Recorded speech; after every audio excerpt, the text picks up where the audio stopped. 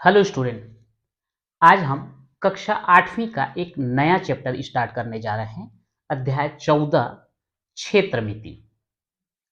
यहाँ पर हम समांतर चतुर्भुज के क्षेत्रफल, समचतुर्भुज के क्षेत्रफल, त्रिभुज का क्षेत्रफल और समलंब चतुर्भुज का क्षेत्रफल के बारे में देखेंगे। तो आइए देखते हैं यहाँ पर जो है किस तरीके से हम चतुर्भुज का क्षेत्रफल जो है ज्ञात करते हैं।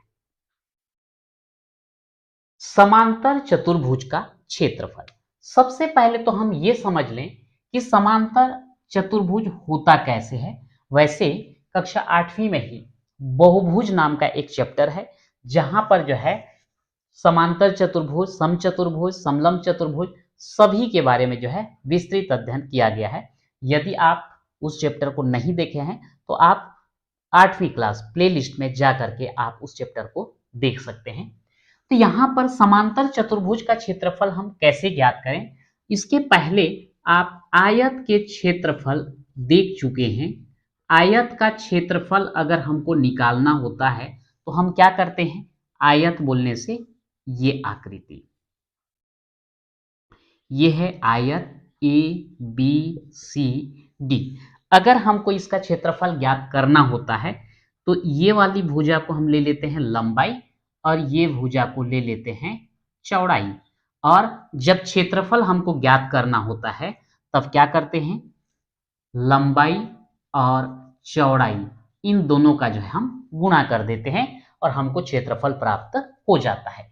लेकिन समांतर चतुर्भुज बोलने से यहां पर जो है समांतर चतुर्भुज की आकृति इस तरीके से होता है। मान लिए इसको हम पी क्यू आर और एस। तो यहां पर जैसे लंबाई और चौड़ाई लेते थे तो यहां पर जो है देखने पर हमको थोड़ा सा अजीब लगता है कि इसमें हम किसको लंबाई लें और किसको चौड़ाई लें। तो इस कंडीशन में थोड़ा सा हमको दिक्कत का सामना करना पड़ता है कि समांतर चतुर्भुज का क्षेत्रफल क्या होगा। तो यदि हम इसके लिए गौर से देखें, मान लो हम यहां से इस पर जो है लंब डाल दें और ये लंब हो गया आपका एम, एस एम। यहां पर लंब डालने के बाद ये जो एक छोटा सा हमको त्रिभुज प्राप्त होता है, यदि हम इसको काट दें, यहां से काट दें और इसी त्रिभुज को ले जा करके हम यहां फिट कर दें तो ये बिल्कुल जो है सही फिट बैठता है। यानी कि ये आपका यहां से कट करके इस जगह फिट हो जाता है और ये हमको जो है एक आयत प्राप्त हो जाता है। अब यहां पर इसको, ये वाला अगर हम पी को हम इधर ले आते हैं तो ये वाला जो है अब आपको क्या मिल गया, आयत मिल गया। अब यहां पर लंबाई हम इसको ले सकते हैं, ये आपका लंबाई का काम करेगा और ये जो है चौड़ाई का काम करेगा। ये जो हम चौड़ाई बोल रहे हैं वास्तव में ये क्या है, यहां पर इससे लंब डला हुआ है, यानी कि इसको हम लोग क्या बोल सकते हैं, ऊंचाई बोल सकते हैं। तो यहां पर इसको हम लंबाई भी न बोल करके एक अलग नाम ले लेते हैं, आधार। क्या ले लेते हैं, आधार। तो इसके हिसाब से अगर हम समांतर चतुर्भुज का क्षेत्रफल अगर हम ज्ञात करें तो उसको आप लिख सकते हो आधार गुणित ऊंचाई। अब यहां पर ऊंचाई तो क्लियर समझ में आ गया कि ये भुजा से यहां तक की लंबवत दूरी क्या कहलाएगा, ऊंचाई कहलाएगा।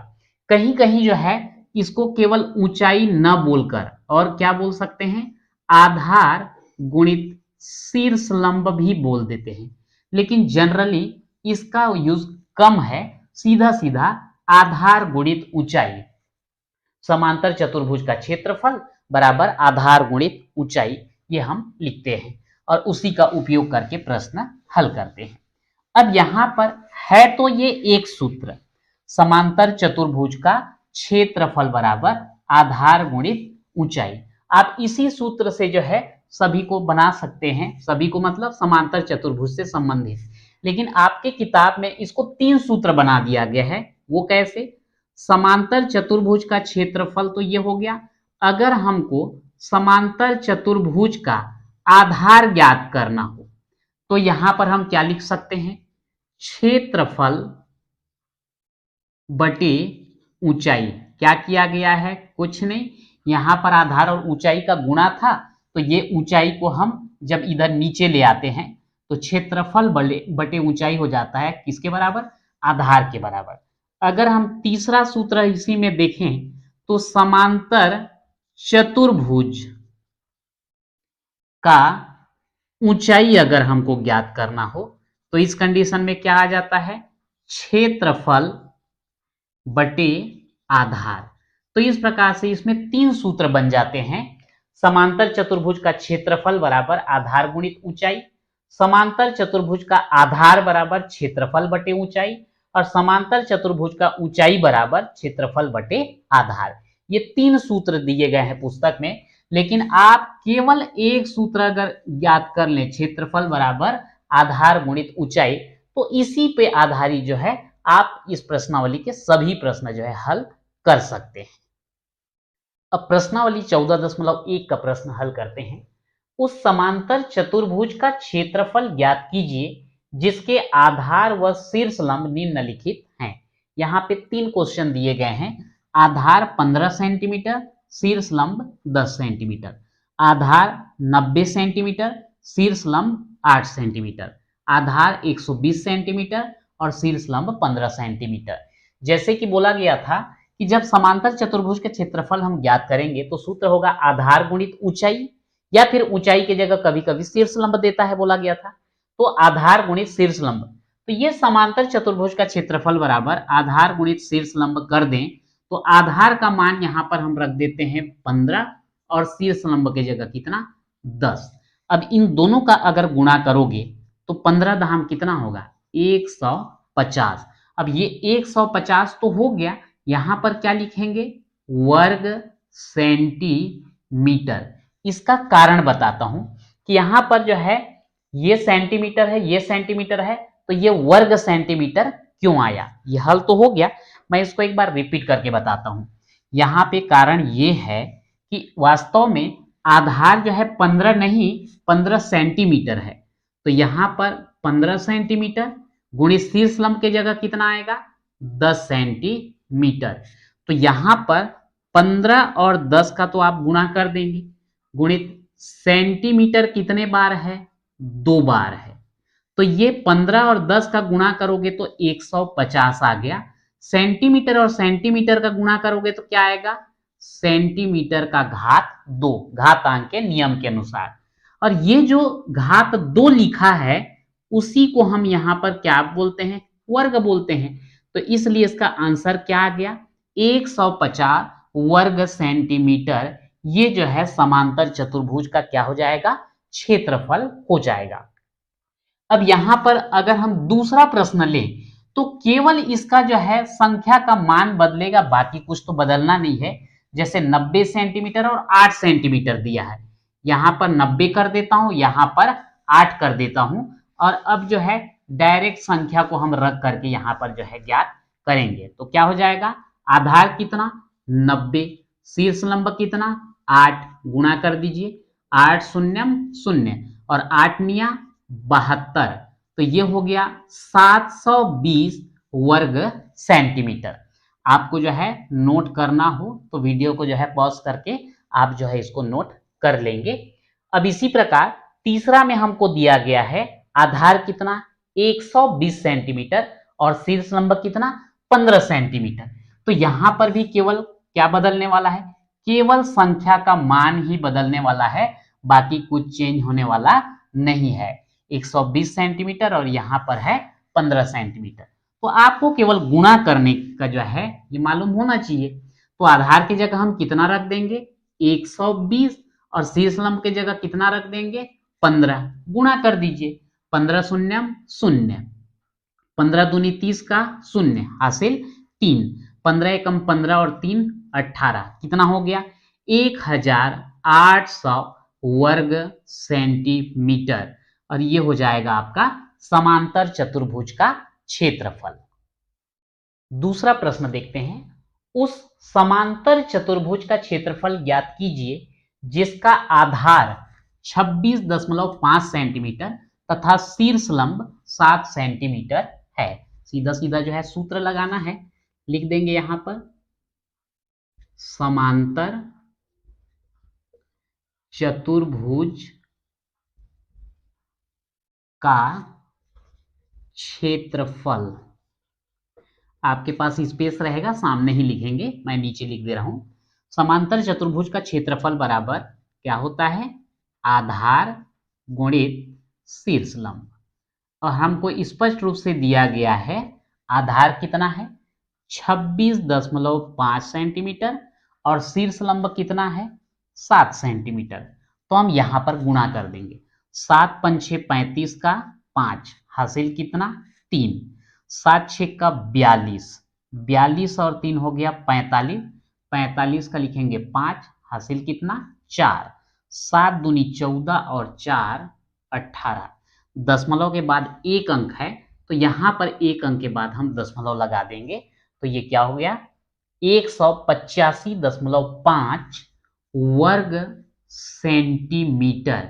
ये जो है आपका समांतर चतुर्भुज का क्या आ जाता है क्षेत्रफल आ जाता है। तीसरा प्रश्न देखते हैं, उस समांतर चतुर्भुज का आधार ज्ञात कीजिए जिसका क्षेत्रफल 390 वर्ग सेंटीमीटर तथा शीर्ष लंब 26 सेंटीमीटर है। अब जो है आप जो पहला सूत्र जो लिखे थे उसके बाद दो सूत्र और लिखे थे समांतर चतुर्भुज का आधार ज्ञात करने के लिए और समांतर चतुर्भुज का शीर्ष लंब ज्ञात करने के लिए। तो आप वो दोनों सूत्र याद रखिए या फिर सीधा सीधा क्षेत्रफल वाला आप याद रखेंगे तब भी बन जाएगा। वो कैसे देखते हैं, समांतर चतुर्भुज का क्षेत्रफल, यहां पर प्रश्न में हमको दे दिया गया है कि क्षेत्रफल कितना है 390 वर्ग सेंटीमीटर, 390 वर्ग सेंटीमीटर। और ये समांतर चतुर्भुज के क्षेत्रफल का सूत्र क्या होता है, इसका होता है आधार गुणित शीर्ष लंब। तो इधर हम सूत्र का ये रख दिए आधार गुणित शीर्ष लंब बराबर 390। अब हमको आधार तो नहीं पता, वही हमको ज्ञात करना है, पर शीर्ष लंब का मान कितना दे दिया गया है हमको 26 सेंटीमीटर।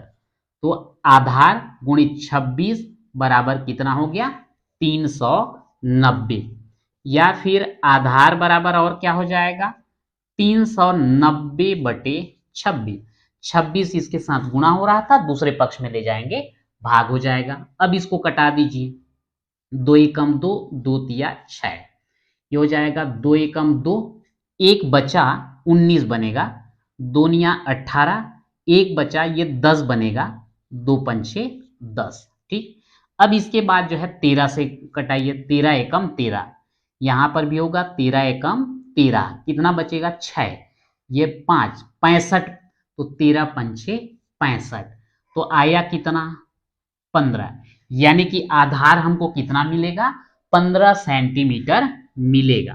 तो यहां पर लिख देंगे अतः आधार बराबर 15 सेंटीमीटर, और ये आपका आंसर हो जाता है। ठीक, अब यहां पर जो है ये जो क्वेश्चन नंबर 3 हम लोग जैसे बनाए हैं सेम इसी तरीके से क्वेश्चन नंबर 4 को भी आप बना सकते हो। उस समांतर चतुर्भुज का शीर्ष लंब ज्ञात कीजिए जिसका क्षेत्रफल 1200 वर्ग मीटर और आधार कितना है 60 मीटर। तो मैं इसी में जो है आपको हल करके बता देता हूं, थोड़ा सा इसमें चेंज आएगा और वो चेंज होगा क्या उसको हम देख लेते हैं। ये समांतर चतुर्भुज का क्षेत्रफल बराबर, हमको क्षेत्रफल कितना दिया गया है 1200 वर्ग मीटर, तो यहां लिख देते हैं 1200 वर्ग मीटर।